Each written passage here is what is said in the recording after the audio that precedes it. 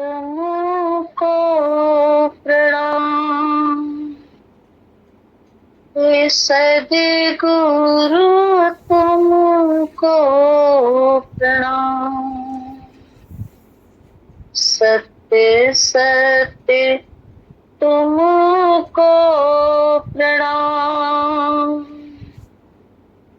हे सद्गुरु तुमको प्रणाम। हम आए हैं शरणे तुम्हारे। हम आए हैं शरणे तुम्हारे। प्रतिभा जागृत करे दो हमारी। प्रतिभा जागृत करे दो हमारी। ये सत्य तुमको प्रणाम। हे सद्गुरु तुमको प्रणाम। माया तुमको दूर भगा दो। माया तुमको दूर भगा दो। मन में श्रद्धा भाव जगा दो। मन में श्रद्धा भाव जगा दो। पूरे में आठों याम। पूरे में आठों याम। हे सद्गुरु तुमको प्रणाम। सत्य सत्य तुमको प्रणाम। हे सद्गुरु तुमको प्रणाम। आत्म सेवा हो कर्म हमारा। आत्म सेवा हो कर्म हमारा। आत्म कल्याण हो धर्म हमारा। सेवा हो निष्काम। सेवा हो निष्काम। हे सद्गुरु तुमको प्रणाम। सत्य सत्य तुमको प्रणाम। हे प्रभु जी तुमको प्रणाम। सत्य सत्य तुमको प्रणाम। हे सद्गुरु तुमको प्रणाम। गुरुदेव के चरणों में कोटि कोटि प्रणाम। सभी भाई बहन मेरा आज का हम विषय रखते हैं। विषय ये है कि आप और ईश्वर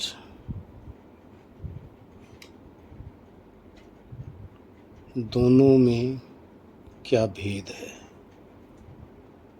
अर्थात ईश्वर आत्मा दोनों में क्या भेद है, दोनों की सत्ता की कैसे पहचान हो, दोनों कहाँ रहते हैं, कैसे रहते हैं, हमारा उनका संबंध कैसे है, इस विषय में चर्चा करते हैं। जैसे कि अब आपके विषय में विचार किया जाए कि आपकी सत्ता है क्या, आप हो कैसे, रहते कहाँ हो, करते क्या हो, आपकी पहचान क्या है, आप हो भी या नहीं हो, इसके विषय में विचार किया जाए। देखिए, आप इस शरीर के अंदर हैं, कैसे पता चलता है, आपके द्वारा जो शरीर के अंदर कर्म दिखाई दे रहा है, आपके द्वारा जो शरीर के अंदर या संसार में जो भी आप हरकत कर रहे हो, जो भी कर्म कर रहे हो, इस कर्म के द्वारा आत्मा रूपी कर्ता के होने की पहचान होती है। एक पहचान आपकी ये है। दूसरी पहचान आपकी क्या है? दूसरी पहचान आपकी ये है कि इस शरीर के अंदर जो बल है, जो शक्ति है, जो पावर है, जो पावर इस शरीर को चला रही है, ये पावर रूपी शक्ति आप ही हैं।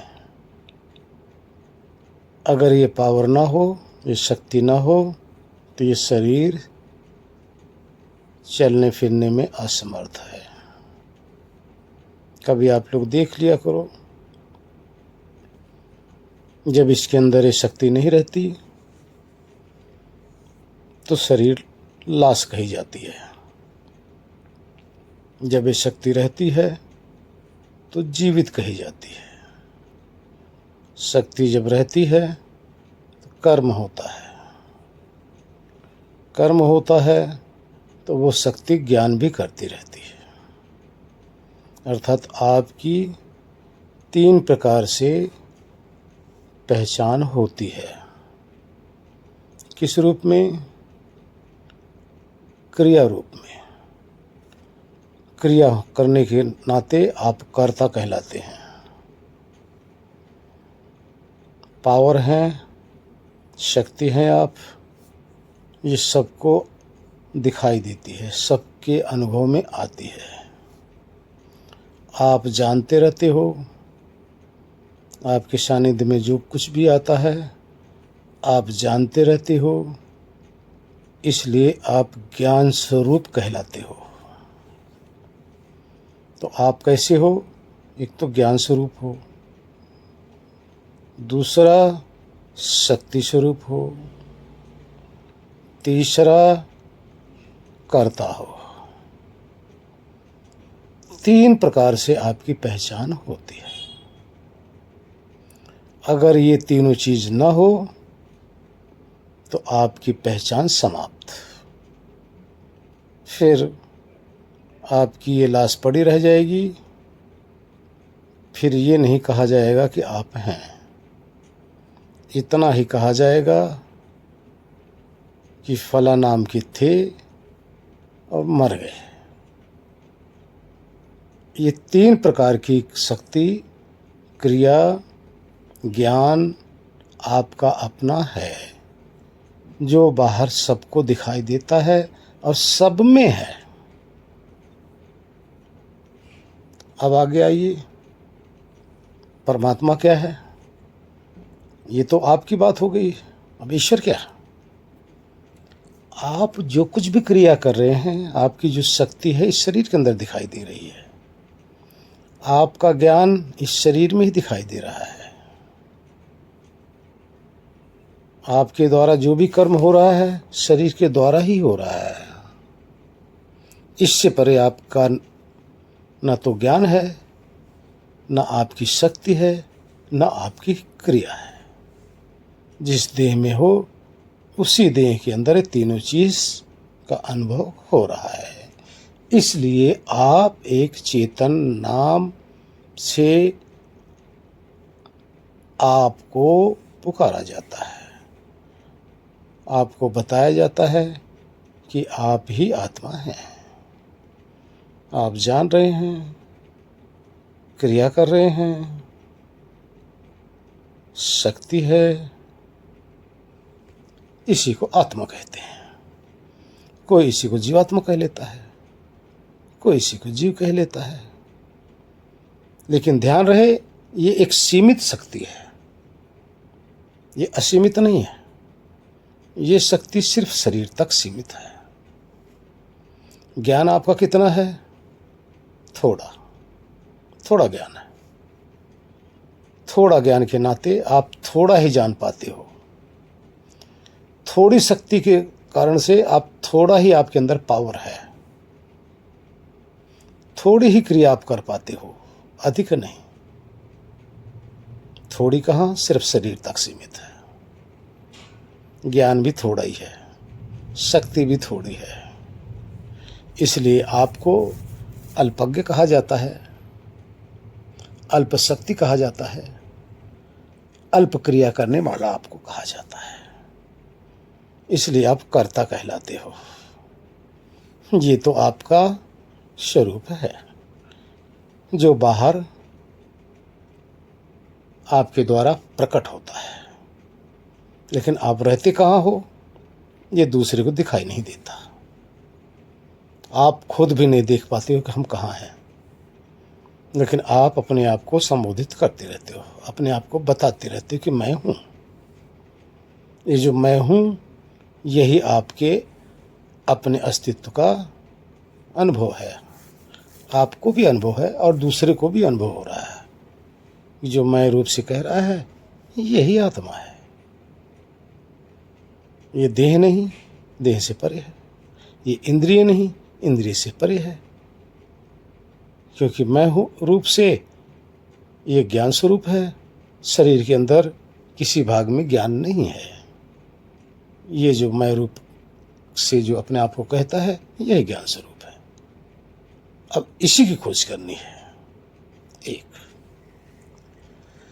अभी होगी आपकी चर्चा, अब कर लेते हैं ईश्वर की चर्चा। विचार करो, ईश्वर और आप में जो गुण धर्म स्वभाव आप में है, यही गुण धर्म स्वभाव ईश्वर में है। आप शरीर के अंदर क्रिया कर रहे हो, शरीर से क्रिया कर रहे हो, एक लिमिटेड दायरे में आप कर्म करते हो। अब परमात्मा के कर्म को ले लो। परमात्मा का जो क्रिया है संपूर्ण ब्रह्मांड में हो रही है। आप का कार्य क्षेत्र ये देह है और ईश्वर का कार्य क्षेत्र पूरा ब्रह्मांड है। आपका कार्य क्षेत्र, ये जो देह की रचना हुई है, इसके द्वारा कर सकते हो। और ईश्वर का कार्य क्षेत्र, जहाँ न्यूट्रॉन, प्रोटॉन, इलेक्ट्रॉन है, वो सब में वो रचना कर सकता है। और जहाँ जहाँ ये पूरा ब्रह्मांड के अंदर जहाँ भी ये चीज़ें हैं, वहाँ वो रचना हो रही है। किससे हो रही है? ध्यान देना, आपका कर्म शरीर के द्वारा और ईश्वर का कर्म न्यूट्रॉन, प्रोटॉन, इलेक्ट्रॉन के द्वारा। समस्त ब्रह्मांड के अंदर जो रचना हो रही है, समस्त ब्रह्मांड में, वो ईश्वर की ही रचना है। तो इससे सिद्ध हुआ कि ईश्वर कहाँ है? समस्त ब्रह्मांड में है। और आप कहाँ हो? सिर्फ देह के अंदर। आपकी क्रिया ईश्वर की रचना। आप क्रिया करते हो, कहीं से कोई सामान इकट्ठा करते हो, तब उसको जोड़ते हो। ईश्वर क्या करते हैं, ना कहीं से लाते हैं ना वो जोड़ते हैं, उसी वातावरण में से सब कुछ ले लेते हैं और वहीं पे नई चीज बना देते हैं। ये हो गई रचना। और आप क्या करते हो, क्रिया, कर्म। तो इसलिए समस्त ब्रह्मांड में जो ये रचना हो रही है, उस रचना का रचयिता जो है वो ईश्वर कहलाता है। आप एक देह के अंदर एक देशी हैं, वो समस्त ब्रह्मांड के अंदर सर्वदेशी है। अब आप में भेद पड़ गया। ईश्वर सर्वदेशी और आप एक देशी। ये प्रमाण से अनुभव करना। जहां जहां ब्रह्मांड में क्रिया हो रही है, रचना हो रही है, उस रचना का रचनाकार ईश्वर ही है। जैसे आपके द्वारा कर्म हो रहा है तो उस कर्म का कर्ता आप ही हो। इसलिए समस्त ब्रह्मांड में जो रचना का रचयिता है वो ईश्वर ही है। और समस्त ब्रह्मांड में ये अनुभव होता है, तो समस्त ब्रह्मांड के अंदर वो ईश्वर फैला हुआ है, व्यापक रूप से रह रहा है।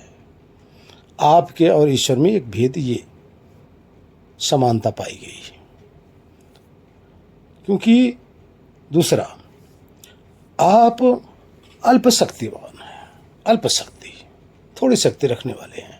आप इस शरीर को लेके चल सकते हो, ज़्यादा से ज़्यादा 20 kilo, 30 kilo, 40 kilo, 50 kilo, 60 kilo, 70 kilo, 80 kilo, और इस पे वजन लाद दोगे, वो भी लेके चल दोगे। लेकिन आपके ऊपर अगर कहा जाए पहाड़ लाद दिया जाए तो आप लेके नहीं चल सकते, क्योंकि इतनी शक्ति आप में नहीं है। लेकिन जो पहाड़ को भी लेके चल रहा है, पहाड़ को भी घुमा रहा है, धरती को भी घुमा रहा है, सूरज को भी, चांद को भी, सबको, ये सर्वशक्तिमान है। जैसे आप शक्ति स्वरूप है वैसे वो भी सर्वशक्तिमान है। उस सब जगह उसकी शक्ति का अनुभव हो रहा है। दो समानता आप में और ईश्वर में है। अब इसमें फर्क क्या हुआ, आप अल्प शक्ति, ईश्वर सर्वशक्तिमान। तीसरा, आप जो भी कर्म करते हो आप जानते रहते हो। आपके सानिध्य में जो कुछ पाया आपको ज्ञान होता रहता है। इसी प्रकार से ईश्वर जो भी रचना कर रहे हैं सबका ज्ञान उनको है। आपके लिए जो भी रचना कर रहे हैं ये भी ज्ञान उनको है कि आपको किस लिए ये सब दिया जा रहा है। अर्थात ज्ञान स्वरूप आप भी हैं, ज्ञान स्वरूप ईश्वर भी है। आप अल्पज्ञ हैं, थोड़ा ज्ञान रखते हो, और ईश्वर पूरे ब्रह्मांड का ज्ञान रखते हैं। दोनों में ये भेद हो गया। तो 3 प्रकार का स्वभाव आपका और तीनों प्रकार का स्वभाव ईश्वर का है। इससे जगत में ईश्वर की पहचान होती है और इसी से आत्मा की पहचान होती है, अर्थात आपकी पहचान होती है।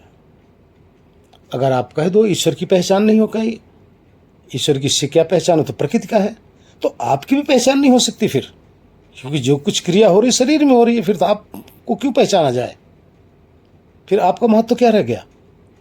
कुछ कहते हैं नहीं वो तो संसार में तो प्राकृतिक कार्य हो रहा है, प्रकृति कर रही है। अरे भाई, संसार में जब प्रकृति कर रही है तो आपके शरीर में भी तो प्रकृति कर रही है भाई, आप क्यों अपने को मानते हो। देखिए नहीं, वो प्रकृति नहीं कर रही है, ध्यान रखना। प्रकृति में ये रचना करना उसका स्वभाव है नहीं है, और आप में भी ये, आपके अंदर जो प्रकृति है उसका भी ये स्वभाव नहीं है। इस प्रकृति को जो चेंज कर देते हो, बदल देते हो, ये आपका स्वभाव है। आप ईंट, पानी,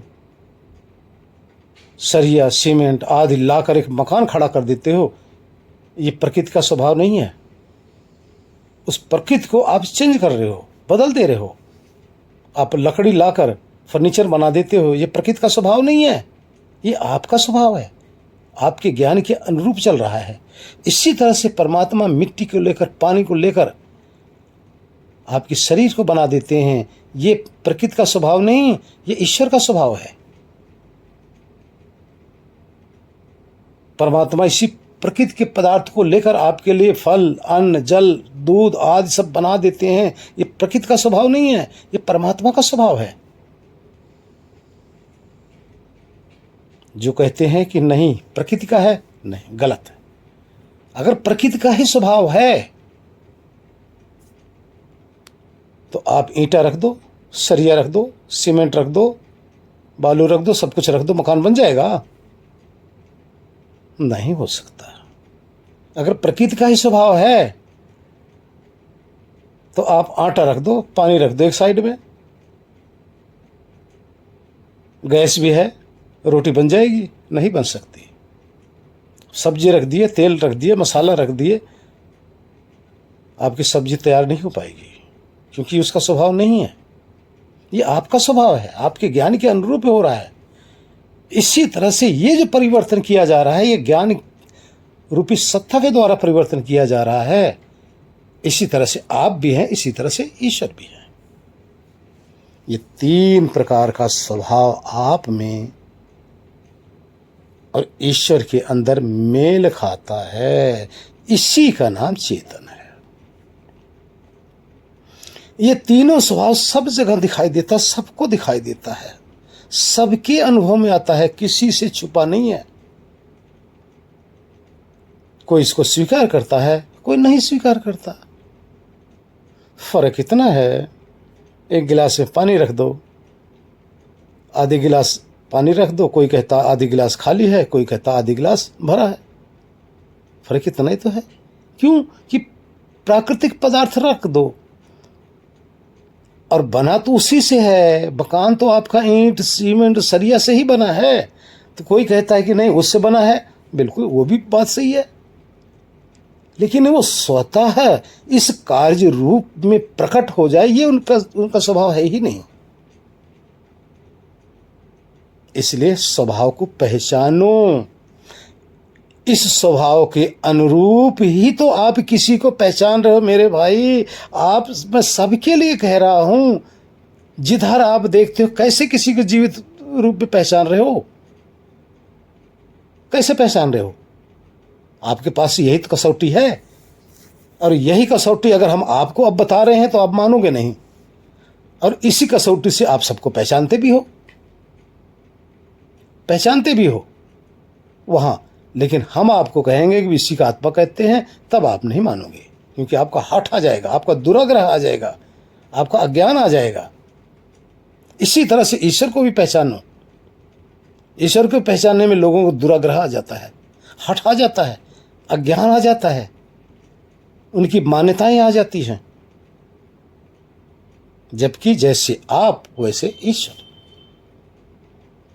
3 भेद, ये सब में 3 स्वभाव हैं, आप में भी और ईश्वर में भी। आप भी इसी से पहचाने जाते हो और ईश्वर भी इसी से पहचाने जाते हैं। लेकिन ध्यान रहे, ये जो स्वभाव है 3, प्रकृति के साथ मिला हुआ है, प्रकृति से रला मिला है, आपका भी और ईश्वर का भी। क्योंकि ये जो दिखाई दे रहा है, प्रकृति के अंदर ही आपका ये भी स्वभाव दिखाई दे रहा है। आपका गुण धर्म स्वभाव प्रकृति के अंदर से ही अनुभव हो रहा है। अगर प्रकृति ना हो, संसार ना हो, तो ये 3 स्वभाव ना ईश्वर का दिखाई दे, ना तो आपका दिखाई दे। इसलिए शरीर और संसार के कारण से ये स्वभाव, ये अनुभव सबको होता है, और इसी से आप सबका व्यवहार चलता है। इसी से सारी धरती का व्यवहार हम सबका चल रहा है। चौथा, एक स्वभाव और भी है जिसको संसारी जन नहीं जान सकते। यहां तक बौद्धिक स्तर से सब जान सकते हैं। सब, कोई ऐसा नहीं है जो नहीं पहचान सकता है। ये बौद्धिक स्तर तक सब पहचान सकते हैं, यदि कोई पहचानना चाहे तो, अन्यथा नहीं। चौथा एक स्वभाव है जहां बौद्धिक स्तर कार्य ही नहीं करता, जहां बुद्धि की पहुंच ही नहीं होती। वो क्या है? आत्मा का स्वरूप में ठहरना, जब आत्मा स्वरूप में ठहर जाता है, ये इसका शुद्ध स्वरूप है। प्रकृति से परे का अपना मुख्य स्वरूप, मुख्य स्वभाव, ये उसका अपना है, इसमें कुछ मिश्रण नहीं है। इसी तरह से जैसे ये चौथा स्वरूप आपका है, आप जब अकेले होते हो, मन बुद्धि से जब हट जाते हो, तो आपको अपना आत्मज्ञान होता है, ये आपका शुद्ध ज्ञान है। इसी प्रकार से जब परमात्मा जब अकेले होते हैं, जिसमें प्रकृति का कोई मिश्रण होता ही नहीं, तो उसमें एक आनंद होता है। ये आनंद ईश्वर का अपना शुद्ध स्वरूप है, शुद्ध स्वरूप। अब कितने आपके स्वभाव हो गए? आपके 4 हो गए। ईश्वर के कितने हो गए? 4 हो गए। ईश्वर के विचार और आपके विचार। लेकिन चौथा क्या? चौथा आप ज्ञान स्वरूप अपने का अनुभव करोगे। ईश्वर कैसे अनुभव होते हैं? आनंद स्वरूप। अब आनंद स्वरूप में आप आगे देखिए, यहां तक तो आप अलग हैं और ईश्वर अलग है। लेकिन जब आप उस ईश्वर की प्राप्ति के विषय में सोचते हो, ईश्वर से एकता करना चाहते हो, तब यही जो ज्ञान स्वरूप सत्ता आप हैं, यही ज्ञान स्वरूप सत्ता जब उस आनंद स्वरूप में मिल जाता है, वो एकता करके ये जो ज्ञान स्वरूप आत्मा है वो आनंदित हो जाता है। अर्थात आप उस आनंद में निमग्न हो जाते हैं। आप अपना भी ज्ञान भूल जाते हैं, बस उस आनंद में विभोर हो जाते हो। ये आत्मा और परमात्मा का मिलन हो गया। अब देखिए, दोनों रहते कहाँ हो? विचार करो। न तो देश काल की आपकी और ईश्वर की दूरी है ही नहीं, बिल्कुल दूरी नहीं है। देश काल की कोई दूरी है ही नहीं, भेद है ही नहीं। एक ही संग हो, एक ही में मिले हो। जैसे आपकी शरीर आकाश में ही मिली है, आकाश आपके शरीर में मिला हुआ है, क्योंकि आकाश से आपकी शरीर परे जा नहीं सकती और आकाश शरीर से परे हो नहीं सकता। इसी तरह से आत्मा परमात्मा से परे हो ही नहीं सकता, परमात्मा आत्मा से परे हो ही नहीं सकता। दोनों की एकता है, अभिन्न है। ध्यान रखना, दो होते हुए भी, द्वैत होते हुए भी अभिन्न हैं, एक साथ ही लगे हुए हैं। एक साथ होते हुए भी जो ज्ञान स्वरूप है, जो सर्वज्ञ है, उसको तो पता है, लेकिन जो ये अल्पज्ञ हो आपको नहीं पता बस। तो जब आप उस ब्रह्मानंद में डूबोगे, तब आपकी और ईश्वर की एकता का अनुभव होने लग जाता है। अब इसको कहते हैं अद्वैत, अर्थात दो होकर भी एक जैसा भासे। आप उस ब्रह्मानंद में डूबे हो और ब्रह्मानंद की गोद में ही हो, ब्रह्मानंद आपको खिला रहा है।